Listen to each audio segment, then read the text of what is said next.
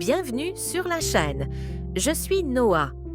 Aujourd'hui, nous allons lever le voile sur un sujet entouré de tabous, de mythes et de fausses croyances, la masturbation masculine. Est-ce réellement dangereux? Est-ce bénéfique? Peut-elle diminuer l'énergie masculine ou provoquer des troubles? Dans cette vidéo, nous allons découvrir ce que dit la science, sans jugement, sans moralisation, juste des faits clairs, précis et vérifiés. Restez jusqu'à la fin, les conclusions risquent de vous surprendre. 1. La masturbation, un comportement normal ou un problème?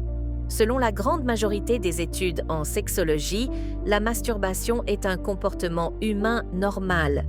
Elle est présente dans toutes les cultures, dans toutes les tranches d'âge et même chez plusieurs espèces animales. La science indique que la masturbation devient un problème uniquement dans 2 cas. Lorsqu'elle est utilisée pour fuir des émotions ou du stress chronique, ou lorsqu'elle devient compulsive au point d'impacter la vie sociale, professionnelle ou intime. Donc, contrairement aux idées reçues, ce n'est ni un signe de faiblesse ni un manque de virilité. C'est un comportement naturel, tant qu'il reste sous contrôle. 2 mythes ou réalités. La masturbation diminue-t-elle l'énergie masculine? Dans de nombreuses communautés masculines, on entend souvent que la masturbation affaiblit, réduit l'endurance ou fait baisser le niveau d'énergie masculine. Scientifiquement, voici ce qu'on sait. L'éjaculation fréquente ne réduit pas la testostérone de manière durable. Des études montrent que les variations hormonales après l'éjaculation sont temporaires, souvent de quelques heures seulement. Le sentiment de faiblesse après l'éjaculation vient souvent d'une libération d'endorphines et de prolactine qui induisent relaxation et fatigue. Mais cela n'a rien à voir avec une perte d'énergie masculine profonde. Cependant, une masturbation trop fréquente, surtout associée au contenu pornographique, peut entraîner baisse de motivation, baisse de concentration et sensibilité dopaminergique réduite. Ce n'est pas la masturbation elle-même, c'est la surstimulation du cerveau.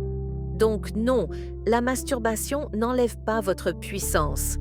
Mais l'excès, lui, peut réellement affecter votre mental et votre énergie. 3. Est-ce bon ou mauvais pour la santé? Voici ce que dit la science, en positif.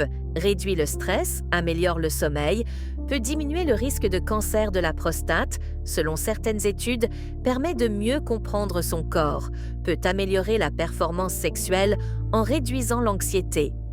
Mais attention, il y a aussi des effets négatifs. Risque de dépendance. Diminution du plaisir naturel, si associé à trop de pornographie. Perte d'intérêt pour les relations réelles. Fatigue mentale liée à la surstimulation dopaminergique. En résumé, la masturbation est neutre. L'excès est dangereux. La modération est bénéfique. 4. Comment maîtriser la masturbation pour retrouver discipline et énergie? Pour ceux qui veulent réduire ou contrôler leur masturbation, voici ce que proposent les sexologues. Limiter la pornographie, principal facteur de dépendance. Établir un objectif clair, réduire, contrôler ou comprendre vos motivations. Remplacer l'habitude par des routines plus porteuses, sport, lecture, méditation. Éviter l'ennui et l'isolement, principaux déclencheurs. Renforcer votre hygiène de vie, sommeil, alimentation, activité physique. Retenir ceci, la discipline n'est pas l'absence de désir, c'est la capacité de diriger votre énergie vers ce qui vous construit. La masturbation n'est ni un danger, ni une solution magique.